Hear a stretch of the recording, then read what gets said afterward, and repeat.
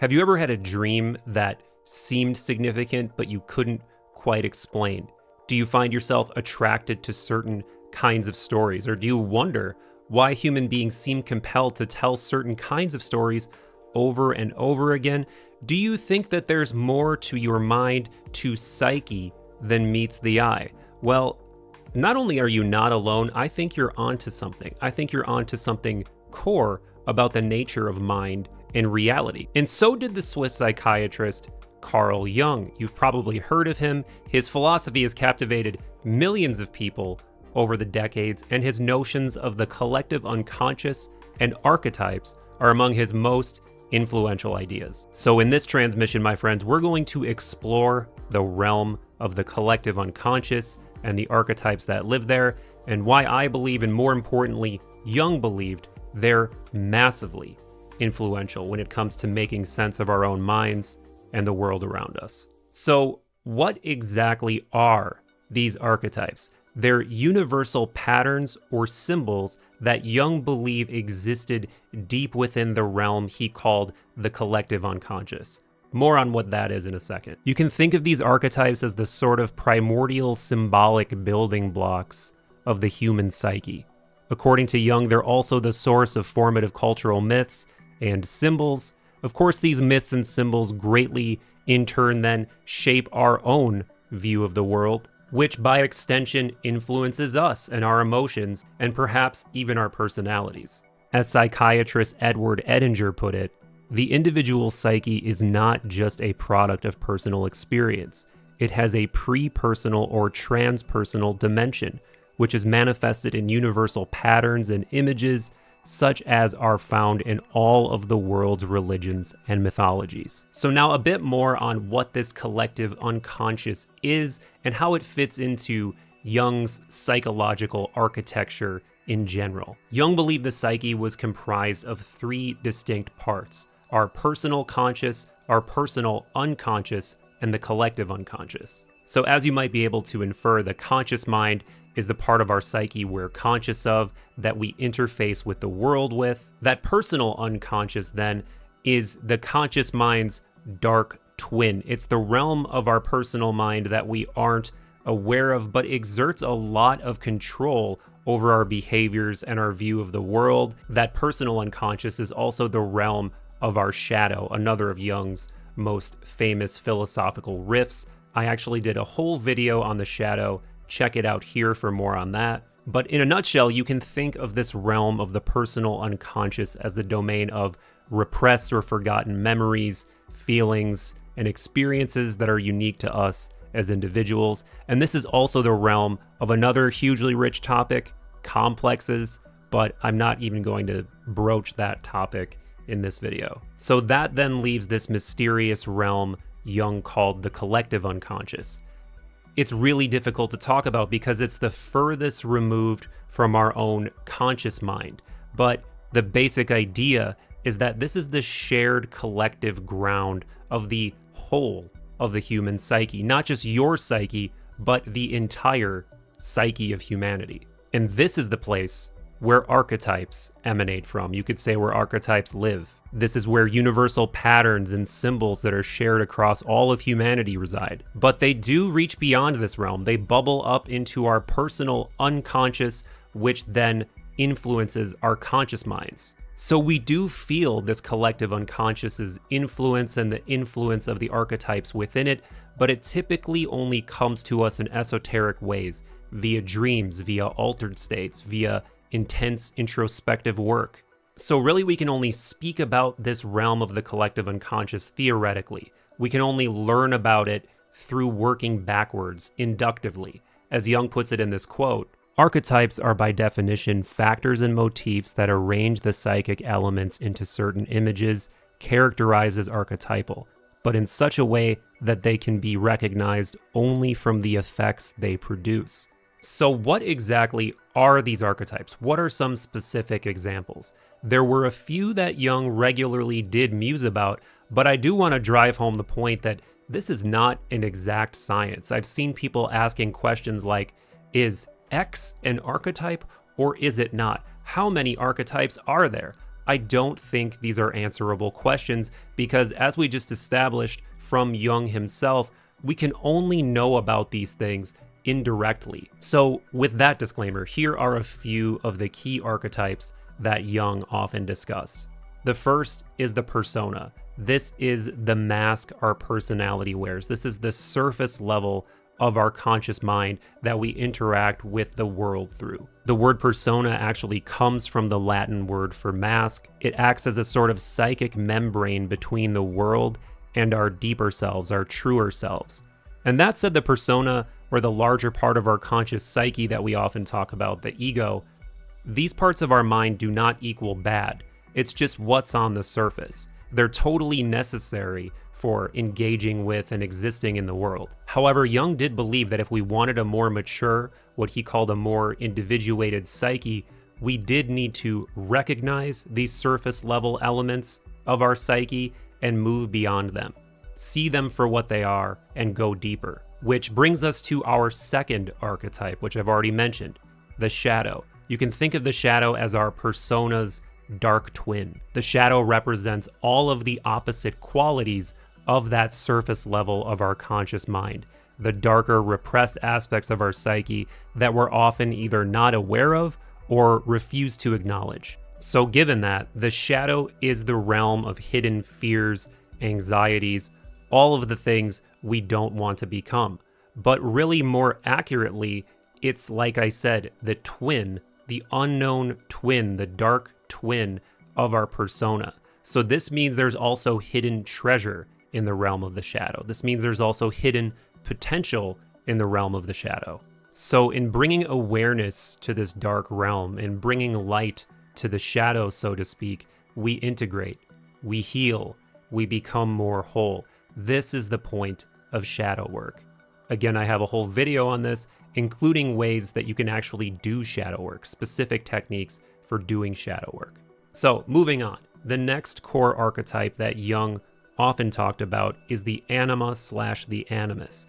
The anima is the female element of the male psyche and vice versa. Jung believed that this anima-animus archetype represents the unconscious psychological tendencies that we project onto others, not limited to, but particularly members of the opposite sex. So integrating the anima-animus, coming to know it within ourselves, this is another core part of Jung's method, of Jung's individuation. But this is about more than just having a more conscious relationship with the opposite sex or the outside world. This is about gaining deep insight into the nature of your own mind and into the nature of psyche in general.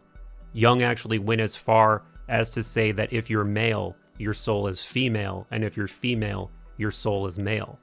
Quote, "Humankind is masculine and feminine, not just man or woman. You can hardly say of your soul what sex it is, but if you pay attention, you will see that the most masculine man has a feminine soul, and the most feminine woman has a masculine soul." And now that we're on this level of the soul, we can get into the final archetype that Jung regularly discussed, the self. And it's important to put a capital S on self here, because he's really talking about seeing your mind in the context of the whole, seeing your mind as a microcosm of the macrocosm of psyche that exists within this collective unconscious that we've been talking about. The self is the most fundamental yet complex of all of the archetypes that make up the psyche, because it is all aspects of psyche integrated. It's the unification of the conscious and the unconscious. This dimension of mind is the source of our creativity, our intuition, and our spiritual experiences. And this dovetails into what Jung believed the point to a well-lived life was: to integrate everything, to individuate, meaning bring all conscious and unconscious elements of our psyche together. This, Jung believed, is how we reach a state of real self-realization, to recognize and to an extent embrace all aspects of our psyche, whether we consider them to be good or bad, beautiful or ugly. So Jung was about unification, not purification. As Jung puts it, Filling the conscious mind with ideal conceptions is a characteristic of Western theosophy, but not the confrontation with the shadow and the world of darkness. One does not become enlightened by imagining figures of light, but by making the darkness conscious. So apart from these four mainstays, again, the persona, the shadow, the anima/animus, and the capital S self, there are many more archetypes, and you'll see them at play. You'll see them distributed throughout the myths of the world, and even in your own dreams if you pay close enough attention. Just to rattle some of them off, the Senex, which is the wise old man archetype, the trickster, the mother, the savior, the devil, the dying god, and many more. But it doesn't stop there either. There are also narrative archetypes you'll find throughout the myths of the world. Things like the flood myth, the myth of Armageddon, paradise, the underworld, creation, the hero's journey. And I'm sure most of you know that when I say myth, I don't say this pejoratively or in a way that nullifies its importance or demotes it to untrue. When I say myth, I mean truer than true in a sort of Joseph Campbellian sense, in that these myths speak to something so large, so true about the nature of reality that they can only be spoken of through story, through symbol. So now that we've arranged our concepts, we've contextualized ourselves a bit, we can get to what I think is the most fun, most important part of this exploration, which is diving into some hugely brain-melting, throbbing questions that the existence of a collective unconscious and archetypes imply. So why not start with the epistemological question of all epistemological questions? Where does knowledge come from? If a collective unconscious realm exists, is knowledge something we are accessing from the inside out?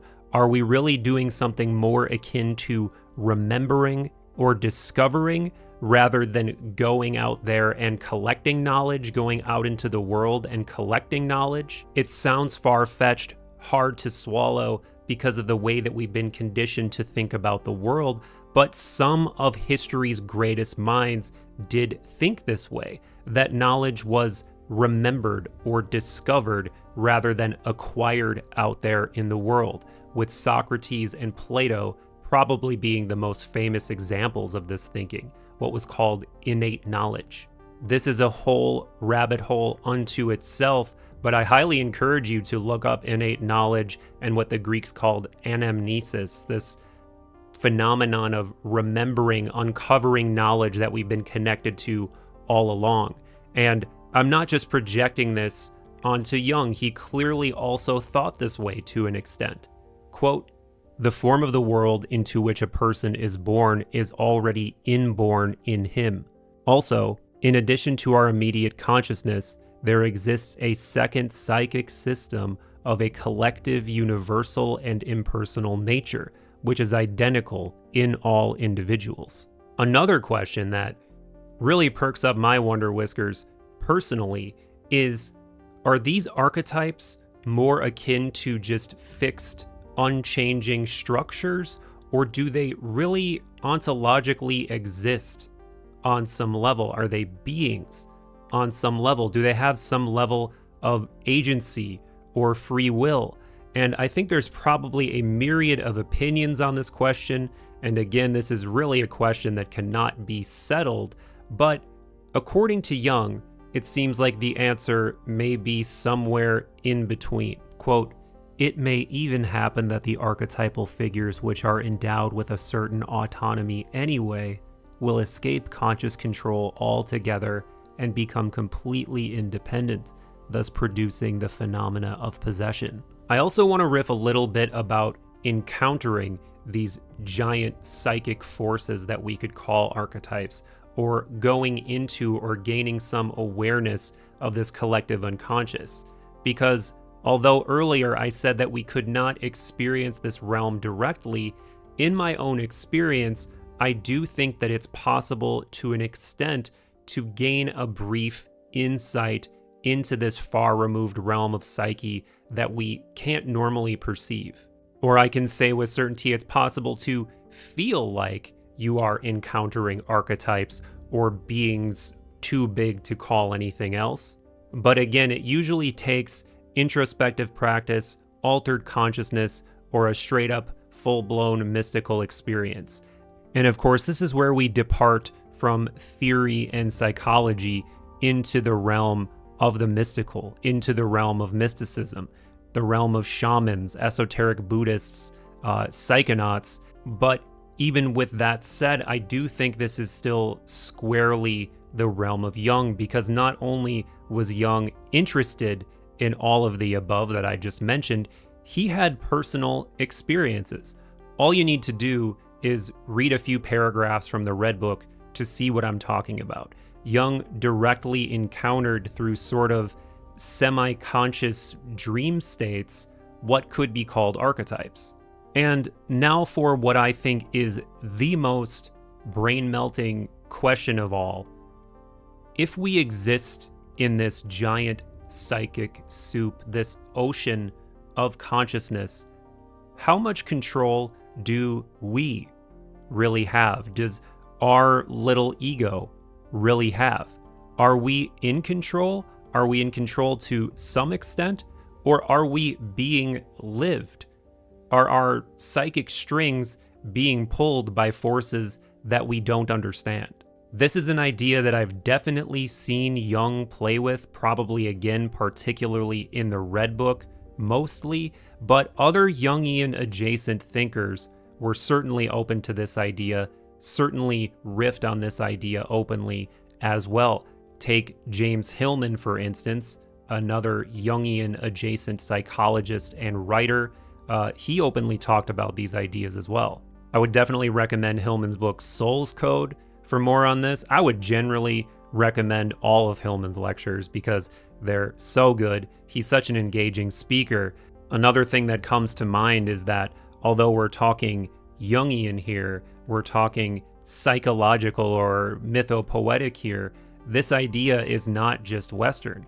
Look up the idea of Leela in Hinduism, this idea that we're all just bit players in some divine drama, in some divine play. Alan Watts has some fabulous riffs on this that are pretty easy to find. I'll try to drop some in the description. So bringing it all together, bottom lining it, we really can't understand ourselves if we don't understand archetypes.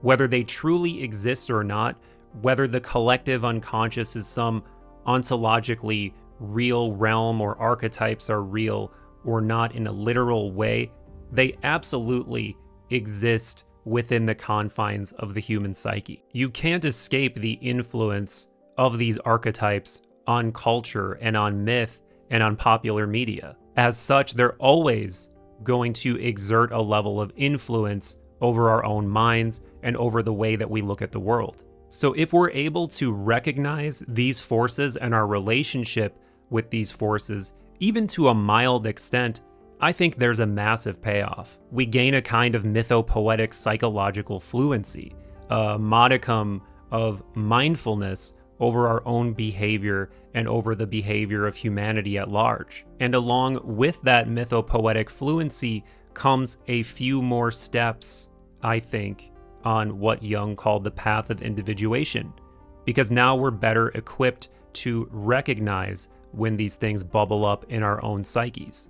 Another thing I really appreciate about this is that it allows us to respect myth, take it seriously, and take religious iconography, for instance, seriously, without having to take it literally. This way of thinking helps us find something more in our existence while not succumbing to either end of the metaphysical spectrum, religious dogma and literalism, or atheism and nihilism. And I really believe we need that. I believe we need to leave the door open for mystery and the unexplainable. And this way of thinking really appeals to me personally because I have very little appetite for literalism and dogma, yet I absolutely want to keep the mystery alive. I want to live in a larger, more whimsical universe than we can understand. And clearly Jung thought the same way. I could highlight hundreds of quotes probably to this effect, but here's one. Were it not for the leaping and twinkling of the soul, man would rot away in his greatest passion, idleness.